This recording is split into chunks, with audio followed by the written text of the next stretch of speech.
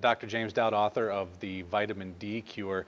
Can you talk a little bit about vitamin D's role in children, early development, and even preconception? Do parents have to take better care of themselves as they're trying to conceive?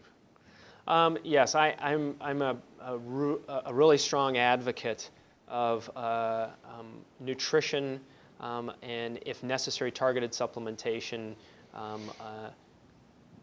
in the periconceptual period, during fetal development or pregnancy, and in very early childhood. I think this is when most of our biology is determined. We all have the same notes. We're all the same 88 keys of the piano. But how we play that piano, we learn how to play that piano in those during pregnancy and in those first 2 years of life. And we end up playing the same tune over and over again after that. And so you want to really get the piano lessons in good then. Let's look at the periconceptual period, okay?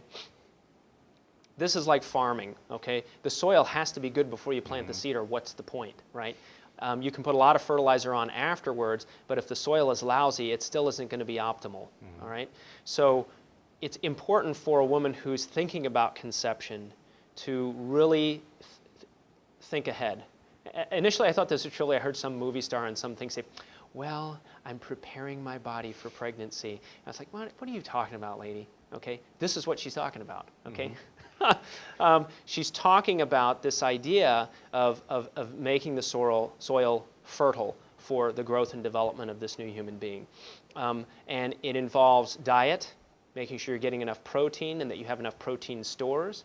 If you're someone who's been eating a protein deplete diet and not enough vegetable matter and a lot of micronutrients are missing, then some of these micronutrients can take months or a year to replenish. That's not possible if once you're already pregnant, you're trying to play catch up. You see what I'm saying? Yep. So you want to make sure that you're in the best fitness for pregnancy, and you want to start thinking about this probably a year before you want to try getting pregnant. Okay, and that's going to involve diet and exercise, and the sooner you think about this, the more natural stuff like foods can play in this this role, and the less supplements or the less other things may be necessary.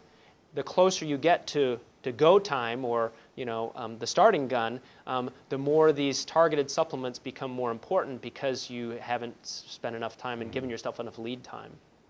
So you want to make sure that the soil is ready for implantation, literally and figuratively. Then during pregnancy, you want to make sure that you're adequately nourished. Protein is absolutely essential.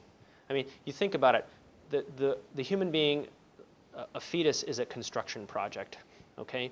And when you ask yourself, okay, what materials are needed to grow bone and muscle and brain, and when you think about it, you say, okay, let's go through the major food groups here, okay? How many of these things can you make with sugar? None, okay? How many of these things can you make with protein? Most of them need protein, okay? How many of them need fat? Most of them need fat, but healthy fat, or a healthy balance of fat, okay? How many of them need all of these vitamins and minerals and micronutrients? All of them do. So all of a sudden you look at that and you go, oh, so I can't make anything with carbohydrates, so that should be the least that I'm consuming. I should be consuming a moderate amount of healthy fat, a moderate amount of protein, and foods that contain a lot of these micronutrients, which are vegetable matters, and or a targeted supplement that covers some of this, okay?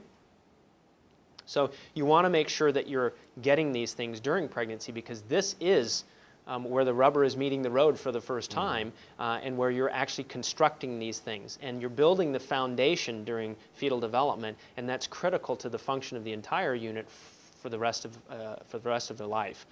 And then in the first 2 years of life, this immediate post-conceptual period, we know this is also a critical time where you develop a relationship with bacteria in your gut and on your skin.